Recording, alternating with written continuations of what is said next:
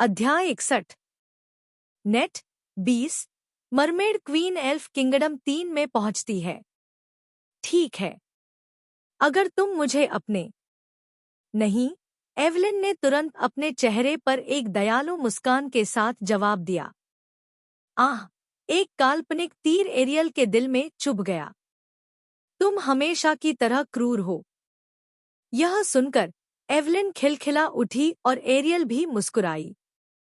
उसे एवलिन को मुस्कुराते और खुश देखना बहुत अच्छा लगा। भले ही उन्हें एक दूसरे को देखे हुए कई साल हो गए हों, एरियल एवलिन और एलेना दोनों के आसपास के बदलाव देख सकता था। वे दोनों पहले से ज्यादा सुंदर और आकर्षक लग रही थी, और सच कहूं तो ऐसा लग रहा था कि उनकी उम्र पीछे की ओर हो गई है। एरियल को आश्चर्य हुआ कि अगर दुनिया भर के दूसरे शीर्ष जादूगर अभी एवलिन को देखेंगे तो उनकी क्या प्रतिक्रिया होगी। मुझे यकीन है कि हर कोई देखेगा कि वह कितनी सुंदर हो गई है, और यह सब उसके बेटे की बदौलत है, एरियल ने मन ही मन कहा। उसके चेहरे पर अभी भी मुस्कान थी। @@novelbin हालांकि जब वह यह सब सोच रही थी तो उसे अचानक एक महत्वपूर्ण बात याद आई जो उसे एवलिन से पूछनी चाहिए थी, क्योंकि अब उसका एक बेटा है। एवलिन? हाँ?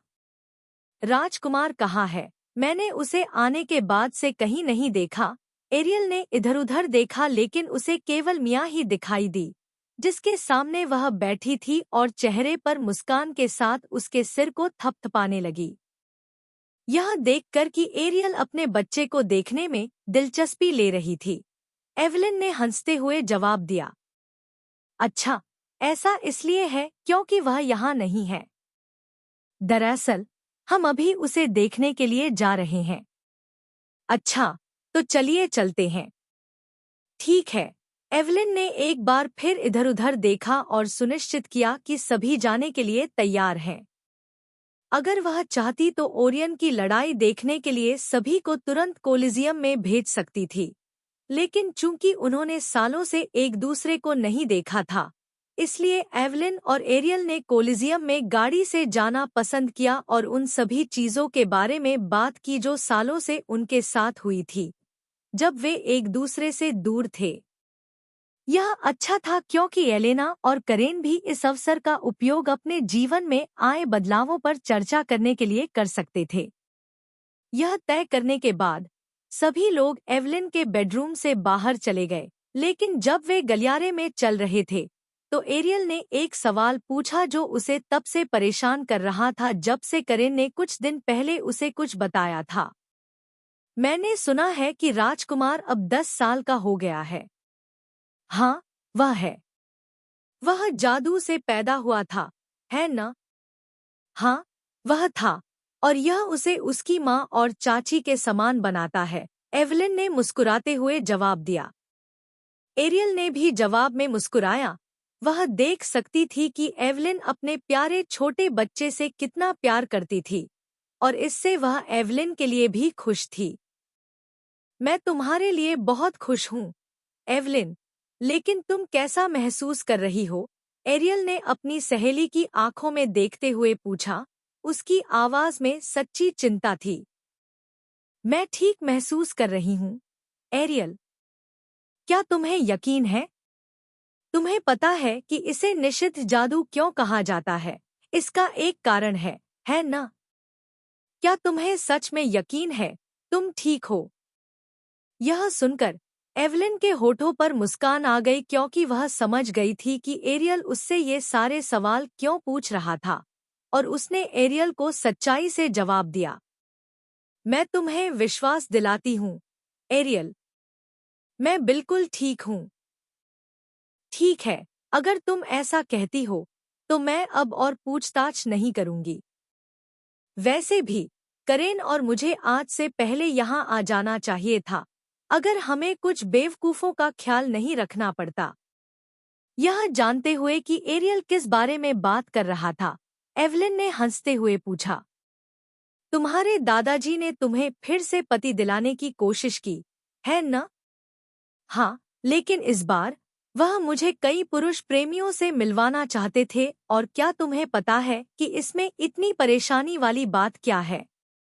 वह क्या है? उन मूर्खों ने सोचा कि वे समुद्र की देवी के पति बनने के योग्य हैं।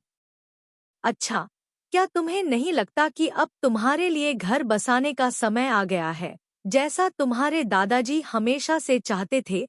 एवलिन ने चिढ़ाते हुए कहा और एरियल का चेहरा एक भ्रूभंग में बदल गया। NOVELBJNDOTCOM। मुझे घृणा मत करो, एवलिन। अगर वह बूढ़ा आदमी पोते पोतियों को इतना चाहता है, तो वह जाकर अपना लंड चूस सकता है। मुझे कोई फर्क नहीं पड़ता। पफट। एवलिन ने बहुत जोर से न हंसने की कोशिश की, यह सोचकर कि यह पहली जगह में कैसे संभव होगा। वैसे भी आपको वाकई सालों पहले एक संदेश या कुछ और भेजना चाहिए था कि आपका बेटा कैसे हुआ। मुझे अब तक आपके बेटे के बहुत करीब होना चाहिए था। अगर मैंने ऐसा किया होता, तो आप मेरे बच्चे का इस्तेमाल अपने राज्य में वापस न लौटने के बहाने के तौर पर करते ताकि आपके दादाजी आपको परेशान न करें। सच है, लेकिन हम निश्चित रूप से सबसे अच्छे दोस्त होते, आपका बेटा और मैं। एरियल ने अपनी छाती फुलाते हुए जवाब दिया क्योंकि वह एवलिन और बाकी सभी के साथ चल रही थी। जब वे चल रहे थे, तो दो नौकरानियां उनकी दिशा में जा रही थीं, और जब उन्होंने एवलिन और बाकी सभी को अपनी दिशा में चलते देखा, तो दोनों नौकरानियां रुक गईं और उन सभी के सामने झुक गईं। इस बीच एवलिन ने एरियल द्वारा पहले कही गई बात का जवाब दिया। नहीं, अगर मैंने आपको उससे मिलवाया होता, तो आप शायद उसे कुछ शरारती बातें सिखाती। क्या? मैं? बिल्कुल नहीं। मैं ऐसा कभी नहीं करूंगी। आपने निश्चित रूप से ऐसा किया होगा, महाराज। एवलिन और एरियल के पीछे से करेन की आवाज उभरी। चुप रहो करेन, हम तुमसे बात नहीं कर रहे थे, एरियल ने कैरन से कहा, लेकिन इससे कैरन को अपनी बात कहने से नहीं रोका जा सका और उसने अपना चश्मा ठीक करते हुए ऐसा किया। अगर राजकुमार तुम्हें पहले से जानता होता, तो तुम दोनों शायद अब तक महल में दौड़ रहे होते, सभी नौकरानियों के स्तनों और नितंबों को टटोल रहे होते। कौन जानता है कि अगर ऐसा होता तो तुम उसे और किस तरह की शरारती बातें सिखाती।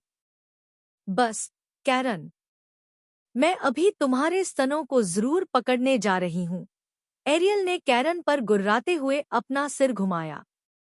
उसकी उंगलियां और शरीर भी ऐसे हिल रहे थे मानो उनका अपना दिमाग हो।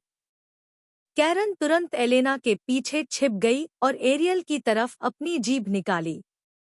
इस बीच नौकरानियां जो एवलिन और बाकी सभी की ओर झुक रही थी, वे उनकी बातें सुनने से खुद को रोक नहीं पाईं।